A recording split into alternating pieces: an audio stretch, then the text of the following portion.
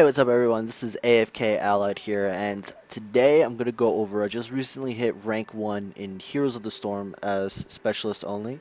So I'm going to kind of go over how I did it, and it was mostly solo queue. I did some pre-mates, but nothing static. Like, it was always like with different people. Mostly solo queue, some duo queue, and very little pre-made fives. So it's going to go over. So I'm going to quickly go over my stats really quick. It's as you can see, I've only played 17 games of Warrior, 16 games of Assassin, 62 games of support. That was usually kind of my go-to if I was forced to do anything. I just rather support. I feel like support carries really hard in this game, and 128 games of specialist, as you can see. Um, as far as hero statistics, is mostly done with Lost Vikings, Zagara, a little bit of Asmodan, and Sylvanas. I actually have a really low win rate with her, despite the fact I've played her a bunch. Abathur, low win rate as well, and some Gazlo in there where I actually have a pretty decent win rate. But everything else is just mostly Lost Vikings and Zagara, where I have a plus over 50% win rate. And as far as map statistics, I think, yeah, my worst by far is Haunted Mines. I think that map is complete RNG bullshit. Tomb of the Spider Queen I have on farm. I think it's really good with Zagara. I think that is like one of her best maps. I was going Zagara mid, controlling both the top and the bottom turn-in points for the eggs, and was able to get extreme success playing there. Dragonshire, also another good one. Sky Temple is really good for Gazlo. Garden of Terror is also one of my better ones. And then everything else, I feel like it's just kind of RNG based or depending on team composition. Maybe it's just me. I don't know. I'm not a big fan of Haunted Mines. I don't mind Blackheart's Bay, but I don't know. I just can't seem to get it going as well. So there you go. Those are the map statistics for me. But yeah, generally I played Lost Vikings and Zagara. Here I'll actually give up a quick guide on what I did. I only have like, I'd say, yeah, 223 games played total, so not too many. Was able to pick up the game, and these are the initial heroes I got starting out, just to make sure that I can fulfill the roles I needed while also trying to go specialist. So wrote it out real quick. I'll probably put it in the information section. For assassin, I had Jaina, Vala, Kale. I think those are the top three carry assassins. You can't really go wrong if I'm forced to play an assassin role, which, believe it or not, the game is filled with everyone's an assassin player. So I've very rarely, as you see over here, I've only played 16 games as assassin with a 37% chance of winning. So it wasn't really like, it's not that I can't carry as assassin. I just don't really practice them, so I don't really I don't have the capabilities of carrying. So for the most part, I brushed up on Jaina, Vale, and Kale, and I do okay on them. I'm not the best, but it's whatever. For support, I think Brightwing is the go-to most overpowered support. He is getting nerfed, but for right now, I think he is the go-to support. Rhaegar is really good if you can get nasty with him. I think my Rhaegar has definitely improved after playing him a bunch. And Tyrande, I mean not Tyrande, Uther and Malfurion, those are kind of like my backup go-to supports depending on maps, but I think they're very strong. Malfurion having a really good team ultimate, and Uther really good with his Divine Shield to save people. For offensive supports, this is kind of like, these are more of like, if for whatever reason I can't specialist and a double support comp would be more helpful, I do like Tyrande and Tassadar filling those slots. Sometimes I might even Malfurion and do like an offensive Malfurion with the 3-second silence ult.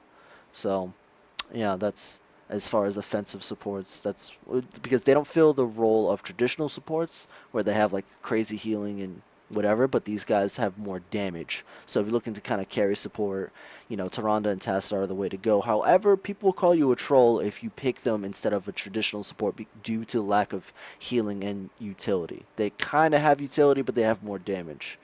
Specialists, my main has always been Lost Vikings. I just win every game with them. Sylvanas and Zagara, those are kind of the three I was aiming for, but believe it or not, my Sylvanas is probably the weakest out of the Zagara and Lost Vikings. I mean, you saw it before. I only have a 38 win rate with her. And it's not that I'm bad at her. It's just I feel like I never do as much or impact the game as much as Lost Vikings and Zagara, because while Sylvanas does have really good push, she does lose a lot of lane matchups, I feel like, especially in the 1v1 scenario until she starts scaling up. She has a long time before she starts to get going. And then For Warriors, I have the classic Anubin Muradin. There's no reason to play any other Warriors right now, I feel like, besides maybe Johanna, but I didn't buy her because she is expensive. So, yeah, I don't have enough gold to actually get her. And if I go into my game, you'll notice I don't have a lot of the gods or the heroes. So, a lot of them are just straightforward. Like, I got these while leveling up, and I just kept them because they were pretty cheap, and I knew that they were going to be effective. For each map, generally I emphasized trying to get specialists every single game, but I obviously had to off roll because no one would always give me specialist, or maybe there was no point of me going a specialist if we have like 3 DPS, so I'd rather just support. But for each map, I prefer Asmodan a lot on Pirate Bay. I feel like if you go top and mid, you can farm your Q stacks with the help of your teammates. Sylvanas is really good as well. And Abathur, depending on your team composition, is very effective. I don't really like Lost Vikings on there, but I will go Lost Vikings depending on what's happening. I think it's just a preference of mine. I don't think Lost Vikings are that good there. For Cursed Hollow, I love Lost Vikings on Cursed Hollow, but I also like Gazlowe. If for whatever reason I feel like Gazlowe is a good pick, I think he can control the tribute points really well. He has a lot of space control, and he can also solo boss. So I think that's very valuable, and I think a lot of people underrate Gazlowe, but with the buffs coming next patch, he's gonna be very very good. And then for Dragonshire, I do enjoy Lost Vikings. Once again, I think this is one of their best maps, being able to kind of be everywhere. And also Zagara is really good if you can't get Lost Vikings because you can dominate kind of bottom lane or top lane depending on when you want to go with Zagara and dominate a point and always have control and vision control of a point. I think vision is very important, and Zagara having kind of like free wards, I think not enough people take advantage of that. So with Zagara and Sylvanas, I have them kind of in the same area because Sylvanas is really good too because once you do end up getting the dragon, the push with Sylvanas is kind of nasty. So for Garden of Terra, I love Lost Vikings. Abathur is good too, depending on team comp, but I think Garden of Terra is basically Lost Vikings map. I was considering playing Murky into Garden of Terra because Murky is actually pretty decent on that map, but I just don't like Murky. And I can play him. I've played him a couple times, but not enough to be like I'm just gonna pick Murky a lot. Like I just always value Lost Vikings over the rest. I think Lost Vikings are very strong right now.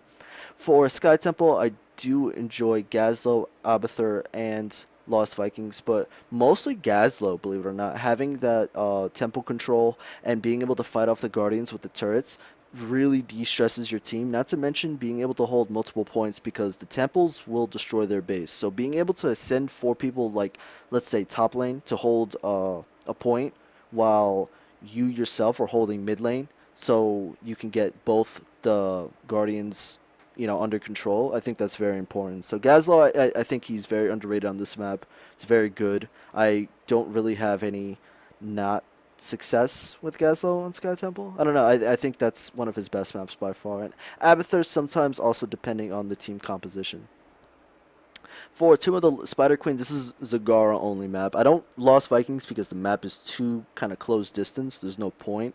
But I think this is the Zagara map. This is the go-to.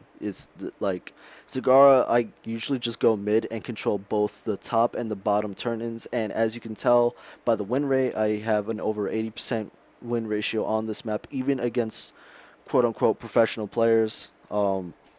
Right now, I just think it's too strong. I think the vision with Zagara is very nice. Being able to control objectives and also being able to do your sieges whenever you want is just really good. So having all that vision control on top of it, I think it's just good in ranked gameplay.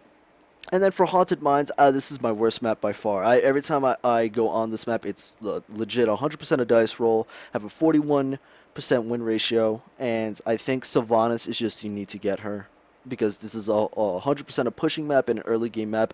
I don't really have any backup plans. 9 times out of 10, I end up just supporting on this map because I don't know how to actually win on this shitty fucking map. So maybe you can leave a comment or whatever if you think there are other solutions or other specialists that are really good.